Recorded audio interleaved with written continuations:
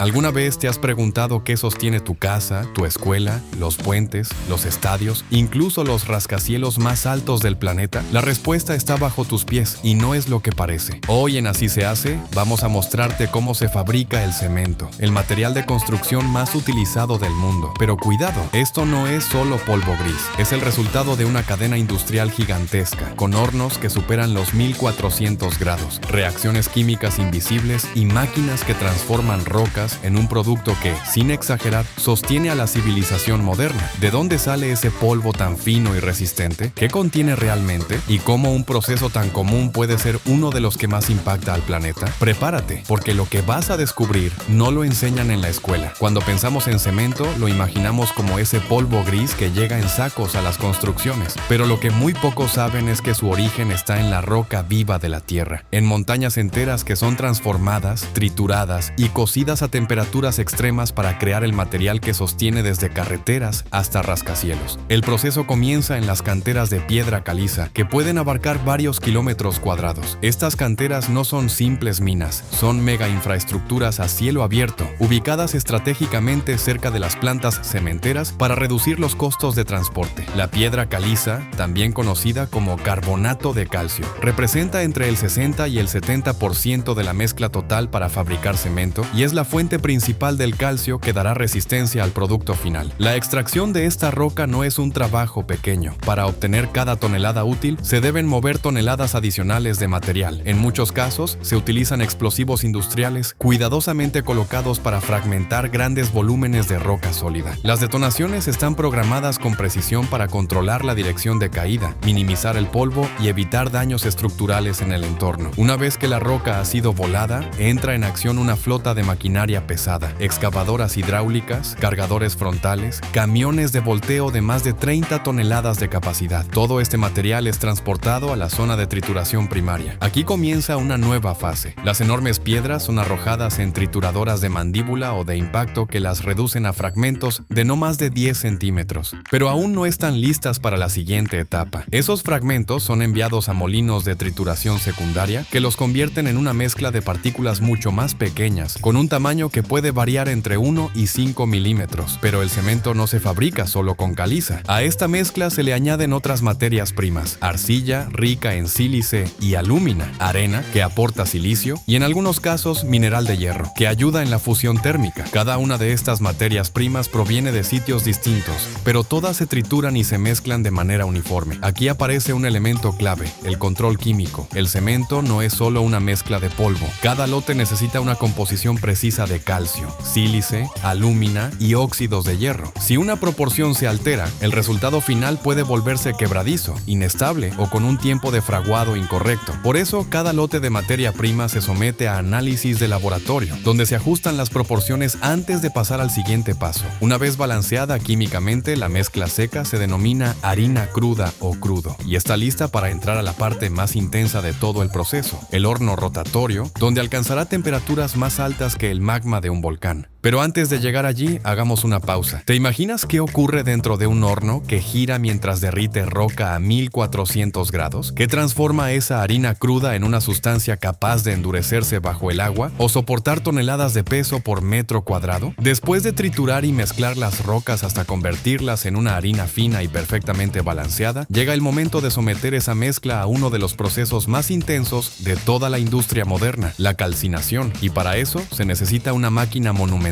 tanto en tamaño como en poder: el horno rotatorio. Visualiza esto: un cilindro metálico gigante de entre 60 y 100 metros de largo, con un diámetro de hasta 6 metros, ligeramente inclinado y que gira sobre sí mismo lentamente. En su interior se introduce la mezcla cruda, que irá avanzando poco a poco mientras es empujada por la propia rotación del horno y por la gravedad. Pero lo verdaderamente impresionante no es su tamaño, es su temperatura. En el extremo final del horno se genera una llama que puede superar los 1450 grados Celsius. Para ponerlo en perspectiva, eso es más caliente que el interior de un volcán activo, más que la lava, y suficiente para derretir acero si no fuera por los materiales refractarios que recubren el horno por dentro. Este fuego se alimenta tradicionalmente con carbón molido, pero también con gas natural, combustible líquido o incluso residuos industriales tratados, como neumáticos triturados o plásticos no reciclables, todo con el objetivo de alcanzar la energía térmica necesaria sin combustible. comprometer la estructura del horno. A medida que la mezcla avanza por el cilindro, primero se seca, luego comienza a calentarse lentamente. A partir de los 800 grados se da la descarbonatación de la caliza, es decir, el carbonato de calcio se transforma en óxido de calcio y libera dióxido de carbono. Es justo aquí donde comienza el problema ambiental. Solo esta etapa representa la mitad de las emisiones totales de CO2 del cemento. A medida que sube la temperatura alrededor de los 1200 grados, los minerales se funden parcialmente.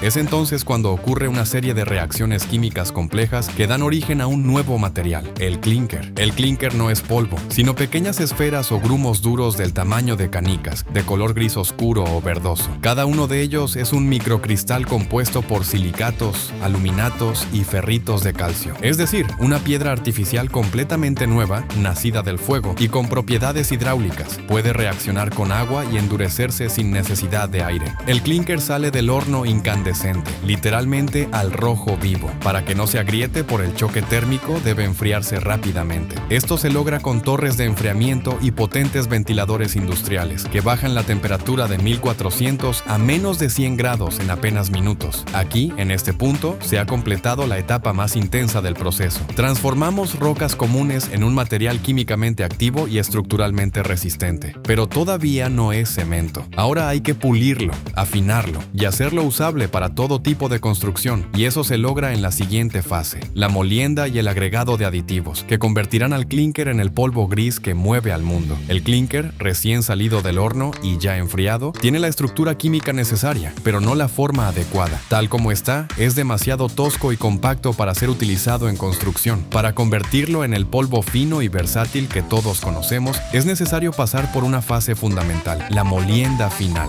Aquí es donde entra en juego uno de los componentes más impresionantes de toda la fábrica, el molino de bolas, un cilindro metálico masivo que puede medir más de 15 metros de largo y girar a varias revoluciones por minuto. En su interior se encuentran cientos de bolas de acero de distintos tamaños, algunas del tamaño de una naranja, otras del tamaño de una nuez. Su función es simple pero poderosa: triturar. El clinker se introduce en este molino junto con yeso natural en una proporción de aproximadamente el 5%. ¿Por qué yeso? Porque este mineral cumple una función esencial: controla el tiempo de fraguado del cemento. Sin él, el cemento endurecería demasiado rápido al mezclarse con agua, lo que haría casi imposible trabajar con él en obras reales. Dentro del molino, el clinker y el yeso son golpeados y rozados por las bolas de acero hasta pulverizarse. El resultado es un polvo extremadamente fino, tanto que puede pasar por un tamiz con aberturas de apenas 40 micras. Eso es menos que el grosor de un cabello humano. Este polvo es el cemento Portland, llamado así en honor a su color y textura, similares a una piedra de cantera de la isla Portland, en Inglaterra. Pero no todos los cementos son iguales. En esta etapa también se pueden añadir otros componentes para modificar sus propiedades según el uso que se le quiera dar. Por ejemplo, escoria granulada de alto horno, proveniente de la industria del acero, que mejora la durabilidad y reduce el calor de hidratación. Ceniza volante, un residuo fino del carbón que mejora la trabajabilidad. Puzolanas naturales, como la toba volcánica, que reaccionan con el hidróxido de calcio para aumentar la resistencia. Aditivos químicos como superplastificantes, retardadores o aceleradores, que modifican el comportamiento del cemento en condiciones extremas. Una vez mezclado y molido hasta alcanzar la finura deseada, el cemento es transportado por sistemas neumáticos hacia enormes silos verticales de almacenamiento, donde se conserva bajo presión controlada para evitar humedad. Desde allí puede ser envasado en sacos de papel craft de 50 kilos, listos para su distribución comercial, o bien cargado directamente a camiones cisterna para su transporte a granel, destinado a plantas de concreto o grandes obras. Este polvo, inerte a simple vista, esconde una capacidad asombrosa. Cuando se mezcla con agua, inicia una reacción exotérmica que transforma el líquido en roca artificial. Y eso es lo que permite construir estructuras que duran siglos. Pero el viaje del cemento no termina en la fábrica. La siguiente pregunta es: ¿cómo se transporta, almacena y usa este material en condiciones reales de obra, bajo presión, clima extremo y cronogramas ajustados? Una vez que el cemento ha sido molido, analizado y almacenado en silos, comienza otra etapa crítica del proceso: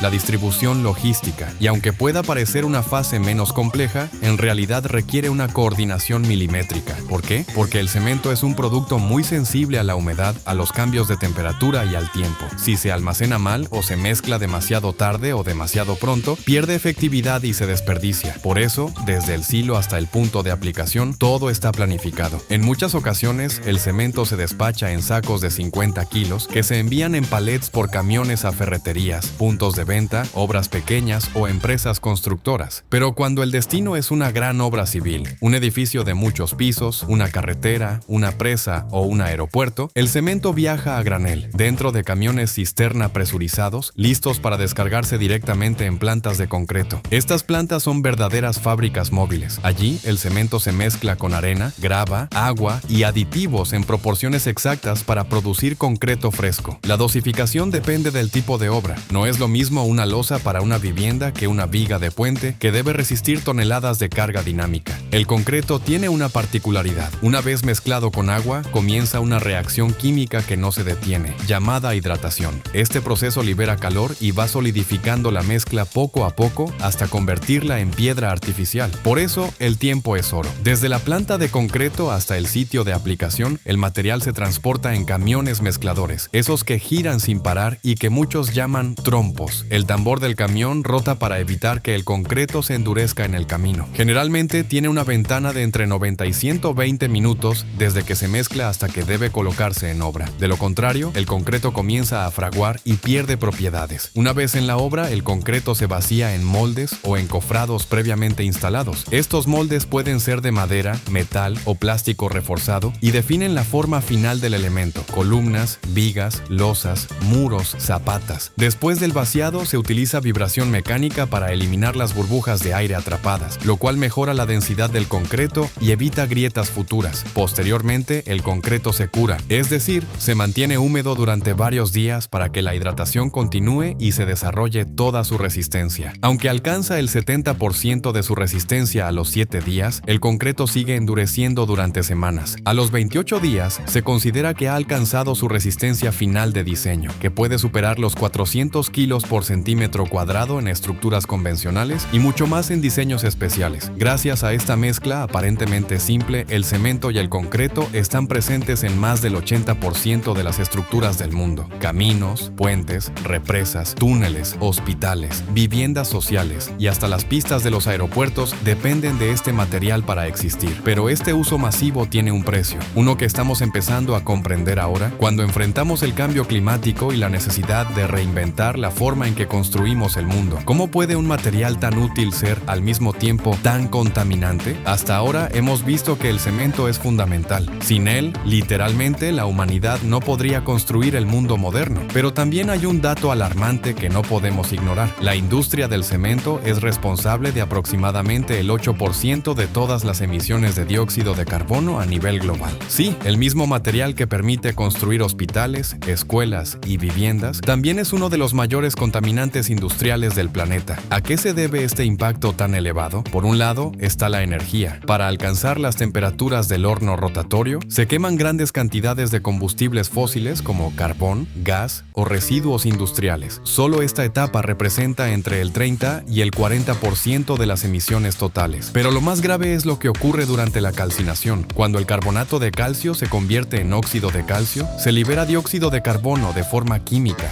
no como producto de la combustión, sino como parte del propio proceso. Este dióxido de carbono es intrínseco a la transformación del material, lo que hace que incluso una fábrica alimentada por energía 100% renovable seguiría emitiendo gases de efecto invernadero. Entonces surge una gran pregunta: ¿podemos fabricar cemento sin contaminar el planeta? La respuesta aún no es definitiva, pero hay avances importantes. Algunas cementeras han comenzado a usar fuentes de energía alternativa como biomasa, residuos agrícolas y energía solar térmica para reducir las emisiones. Otras están desarrollando hornos más eficientes que requieren menos energía para alcanzar las temperaturas necesarias. Una línea prometedora es el uso de materiales sustitutos del clinker, como escoria de alto horno, ceniza volante o puzolanas naturales. Estos materiales permiten reducir hasta un 50% del contenido de clinker en el cemento, disminuyendo así las emisiones sin perder resistencia estructural. Además, ya existen proyectos experimentales de captura y almacenamiento de carbono,